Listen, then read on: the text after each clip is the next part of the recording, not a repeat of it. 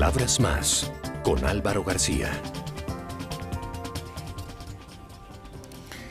Mario Mendoza, bienvenido a Palabras Más. Un placer estar de nuevo en casa, porque siempre que vengo aquí me siento en casa. Bueno, eso me alegra mucho, Mario, y qué buena esta oportunidad para volver a encontrarnos, a hablar de literatura, a hablar de periodismo, a hablar de tantas cosas de las que tenemos que hablar con un escritor tan representativo de las nuevas generaciones de escritores colombianos, de la literatura colombiana contemporánea, pero particularmente, y como pretexto, este último libro de Mario, que se llama Paranormal Colombia, al filo de lo real, publicado por Planeta, que acaba de salir y ya en una semana que está en ventas, tenemos entendido que está en el top 10.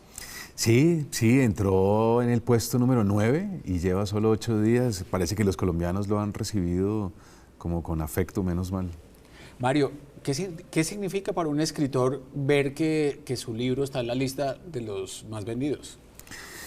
Bueno, debo confesar que es una sensación ambigua, porque por un lado es gratificante, es extraordinario. Los índices de lectura de Colombia no son los mejores, es 1.6 libros per cápita al año, entre 1.6 y 1.9, según los informes de los últimos años, y eso bordea lo que se llama analfabetismo funcional, es decir, gente que sabe leer y escribir de manera teórica, pero que nunca compra libros, nunca pasa por las librerías.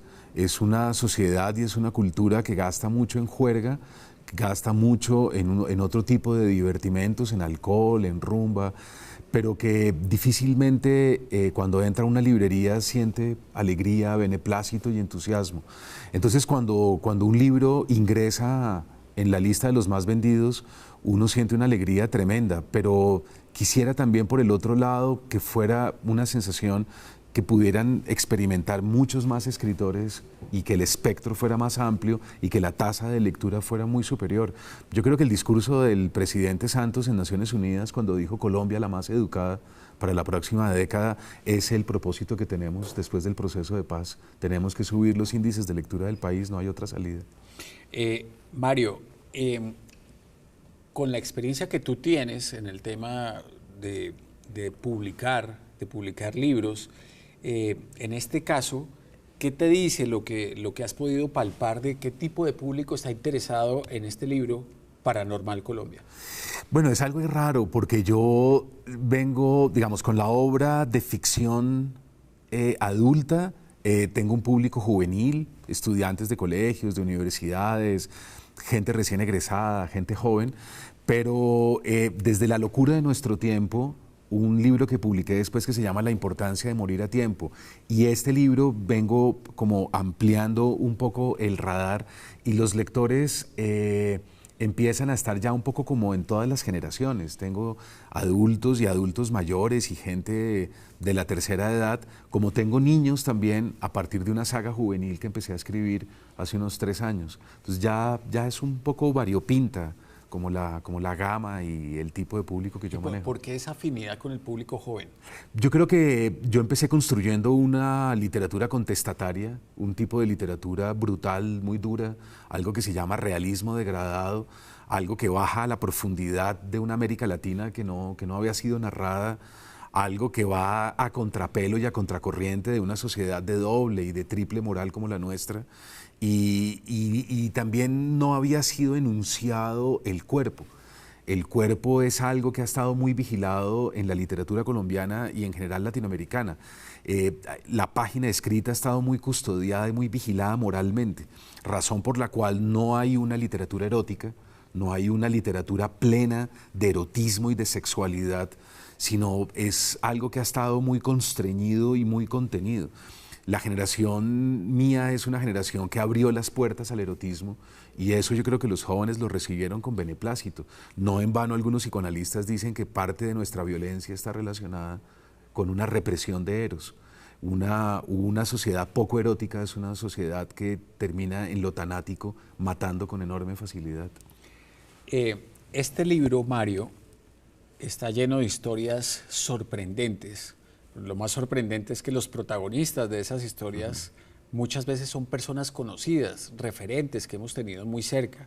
Cuando yo estaba leyendo el libro, no sé por qué se me vino a la mente se me vinieron a la mente los episodios de La Dimensión Desconocida, de expedientes secretos X, de cosas de seres extraños, de apariciones, de situaciones inexplicables, realmente apasionante. ¿Qué fue lo que te llevó? Está explicado en el comienzo del libro. Lo dices textualmente, a buscar alternativas para no repetir la historia y al mismo tiempo para buscar una salida. Todo esto en el contexto de las referencias a la violencia, a la guerrilla, al narcotráfico que han ocupado nuestra atención. ¿Qué fue lo que te fue llevando hacia la búsqueda de estas historias? Mira, la verdad yo creo que es la asfixia, el cansancio, la fatiga. Yo pertenezco, como decíamos ahora, a una generación que ha trabajado el realismo como su impronta más característica, como casi una bandera, casi que ha sido como una consigna de guerra también para nosotros, responder a los guerreros de una manera también fuerte y brutal. Pero me he preguntado por qué dejamos de lado a un autor como René Rebetés, por ejemplo, un tipo que está en antologías internacionales de literatura fantástica, y empecé a mirar siendo jurado en varios premios y becas de la alcaldía de Medellín, sobre todo, que en las nuevas generaciones los muchachos que vienen y que quieren escribir tienen unos imaginarios diversos, no están prisioneros de la inmediatez como nosotros. Entonces empecé a ver que coqueteaban con la ciencia ficción, coqueteaban con la literatura de anticipación, grandes plumas entre los muchachos que vienen, generaciones que oscilan en los 30, incluso menos, que están en la literatura fantástica. Y dije, ¿por qué estos imaginarios no entran? ¿Por qué no llegan a las librerías? ¿Por qué no se le abre la puerta a toda esta gente que viene buscando nuevas alternativas? Y dije, creo que hay que empezar a desmarcarse, creo que hay que abrir el espectro, y el deseo empieza con la saga juvenil.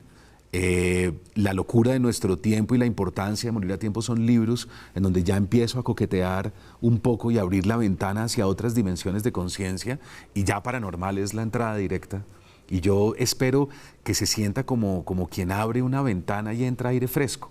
Yo a veces creo que los colombianos estamos con unos imaginarios que nos han marcado, que son los imaginarios del narcotráfico, los imaginarios de la SAUC, los imaginarios de la guerrilla, en fin. Si firmamos la paz también en parte es para poder pensar e imaginar otras cosas. Mario, ¿tú fuiste en busca de estas historias o estas historias te encontraron? Las dos cosas al tiempo, Álvaro. Son como... yo puse una convocatoria pública en las redes sociales, la gente empezó a escribirme, pero también en la medida en que yo iba buscando y rastreando, me fui tropezando unas en el camino. Por ejemplo, ahí hay una historia increíble de un individuo que lleva 8 años viviendo en un árbol, lleva 8 años en una casa que construyó en un bosque, y eso en realidad era que yo iba a hablarle a los maestros en Arauca, en Saravena. Un psicólogo, Diego Moreno, me pasa el dato y me dice, hay un tipo que yo creo que a usted le interesa, estoy casi seguro, y yo decido tomar un taxi, pagar un conductor y escaparme en busca de este fulano en una finca en las afueras, 1 hora y pico, que era una carretera muy peligrosa porque el ELN había atacado justo esa semana y había asesinado a varios de los policías de Saravena. Y de pronto me tropiezo un santón, me tropiezo un tipo desnudo que habla con los pájaros, habla con los árboles, habla con las plantas, con los insectos. La mayoría del tiempo anda sin ropa, pasa la guerrilla, pasa después el ejército y los paramilitares y no lo tocan, no le hacen nada, y se la pasa leyendo y se la pasa esperando el fin del mundo en una pequeña cueva prácticamente, porque eso es una cabaña, cueva que construyó en los árboles. Entonces uno busca algunas, pero también otras van llegando en la medida en que uno va avanzando.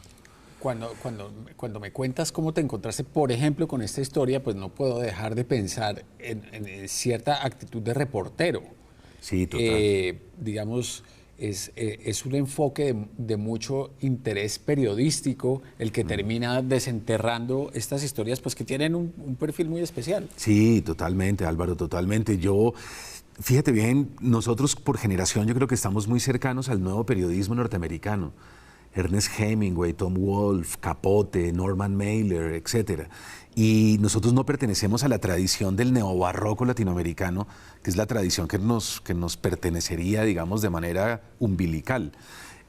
No, nosotros no venimos de ahí. Yo creo que también por eso no nos adornamos. No es una prosa adornada, no nos gusta, digamos, tener florituras ni grandes construcciones lingüísticas para sorprender al lector. Somos directos, puntuales, punto seguido, punto aparte, coma, pero todo es muy rápido, muy vertiginoso. Y yo creo que eso viene del periodismo, y el periodismo a mí me parece una gran escuela, y por fortuna esa frontera entre periodismo y literatura no está clara, nunca ha estado clara. La crónica, de hecho, es considerada por muchos un género literario. Mario, me da curiosidad eso que mencionaste de esa ruptura de los escritores de las nuevas generaciones con ese neobarroco latinoamericano. ¿Por qué se da? Yo creo que nosotros nos educamos como lectores en esos autores que amamos, como Capote o Hemingway, y el inglés tiene una puntualidad, es un lenguaje veloz, rápido, preciso, y no permite giros y no permite sinuosidades ni grandes curvas para los enunciados. Mientras si uno entra por Lezama Lima, si uno entra por Carpentier, ¿verdad?, desemboca en García Márquez, y García Márquez es un callejón sin salida, porque García Márquez es una prosa tan rica, es una prosa tan rítmica, es un sonido tan particular, que si tú aceptas esa influencia, quedas inmediatamente anulado, quedas convertido en un Gabo chiquito, como le pasó a tantos. Una generación entera se perdió en ese callejón sin salida. Entonces sales convertido en un Gabo chiquito y ahí quedas anulado. Entonces yo creo que el camino que nosotros cogimos permitía recibir las influencias, pero construir una voz propia, que era lo que queríamos. Ahora, a propósito de la muerte de García Márquez, bueno, ya nos mencionas un poco lo que ves en la representación de García Márquez entre los jóvenes escritores colombianos, pero ¿qué balance haces de su trabajo, de su obra? Extraordinario, una obra que nos dio un premio Nobel, eso no tiene discusión alguna, es un clásico, pero nosotros leímos a García Márquez ya como clásico. Gabo gana el premio Nobel en el 82, si yo no recuerdo mal, y yo entro a estudiar literatura en el año 83. Esa es la misma generación de Santiago Gamboa, esa es la misma generación de Jorge Franco, la misma generación de Juan Carlos Botero, todos pertenecemos un poco como a ese mismo bloque. Entonces cuando nosotros empezamos a leer a García Márquez en la academia, y después cuando algunos lo dictamos como profesores en la universidad, ya él era un clásico, ya era un reconocido mundialmente. Entonces nosotros no lo leímos recibiendo su influencia de manera directa. Yo creo que ya sabíamos que nos correspondía otro mundo y otro universo, pero yo tengo fascinación por el primer libro, sobre todo por Ojos de Perro Azul. Hay un cuento que daría una mano por haberlo escrito, se llama La mujer que llegaba a las 6, un cuento extrañísimo de García Márquez en el tono policíaco, y es la historia de una mujer que entra a un bar y conversa con el tipo del bar, y uno sabe en la conversación que algo aterrador acaba de suceder en el cuarto con un cliente. Bueno, Mario, hagamos una pausa para venir a hablar un poco más en detalle de lo que ha sido este libro Paranormal Colombia, de las historias que lo componen, de cómo las seleccionaste, y más adelante para hablar de esta Bogotá que tanto queremos y que aparece tanto en tus libros.